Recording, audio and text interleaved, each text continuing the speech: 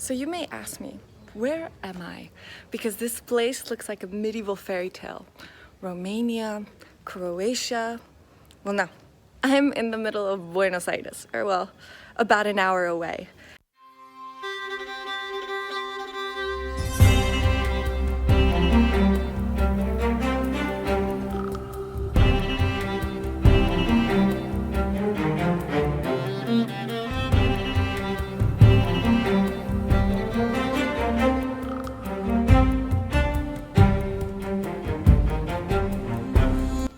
Okay, so right now I'm in an incredible place in Argentina, Buenos Aires. I'm walking through a medieval town, and you might ask yourself, how is that even possible? I mean, well, the Americas were technically not discovered until the Age of Discovery, which came, after Middle Ages. But right now it kind of looks like I'm walking through Romania and Croatia, like any Eastern European country during the Middle Ages. And how is that possible if you're in the capital of Argentina? Well, I'm about to tell you. This unique looking town was built by an Italian millionaire who made his money with supermarkets. Antonio Campana purchased the land in 1976, wanting to build an ecological preserve. The Argentine state then seized the terrain for a landfill. Eventually, Antonio was able to regain the land, but it was unfit for usage.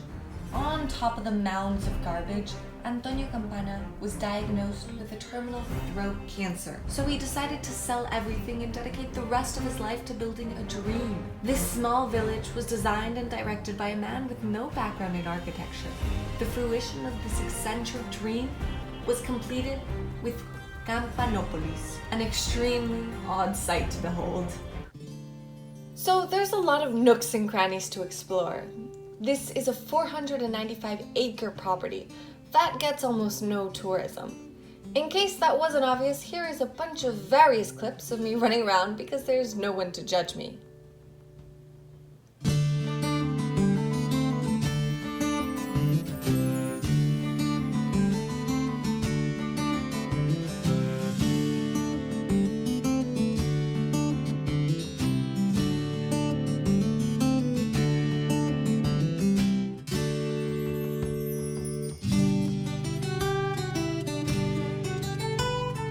So Antonio Campana, either a genius or not, he put a lot of wacky things into the construction of this place.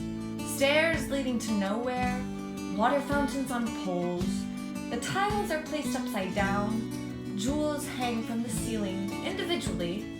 There's a weird obsession with gates, both indoor and outdoor. Probably because the dude knew he was gonna die, so then I guess he was obsessed with the idea of the gates of hell or a door to heaven. The first toilet, in his opinion, made for really big people.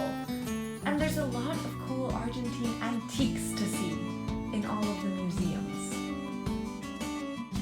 You can visit the Museum of Iron, a train station,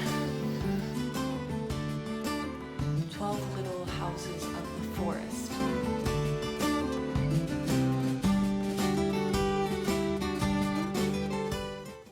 and behind me is actually the original estancia that was part of the property before Antonio Campana bought the place.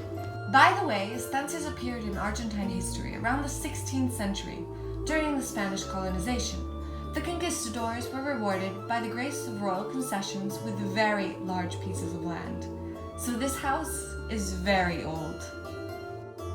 Okay, so originally estancias around this region were built in red, and even though almost 200 years have passed, you can still see some of the red. The buildings, or las estancias, were painted red because it was supposed to be the color of the country. So they're very nationalistic. Or the color red came from the blood of animals.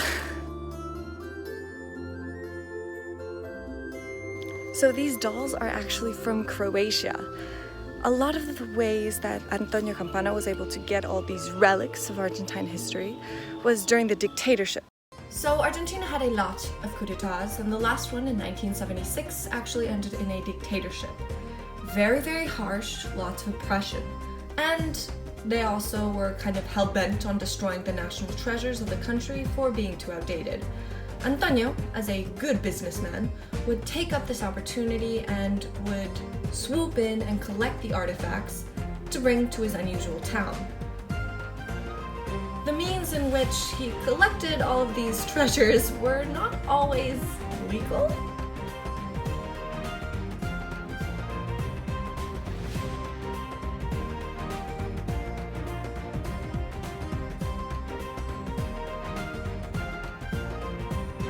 Hello family, so this is the end of the video on Campanopolis.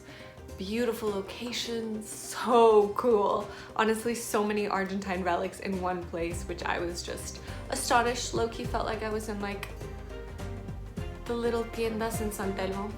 Sadly, that was my last week in Buenos Aires. Little did I know that I was going to be sent home because of coronavirus back to the US, and it was all very chaotic, so I didn't have time to like edit the video about Campanopolis till now. Sadly, that means no more videos on Argentina, even though I was wanting to do quite a few more. I wanted to do Jujuy, Bariloche, La Patagonia. But coronavirus. Okay, if you like this video, give it a thumbs up, subscribe, and move on to your next video, which just hopefully happens to be one of mine. Also, I am posting now every single Saturday. Promise. Whatever. Promise. Okay. Bye. No, I don't like that.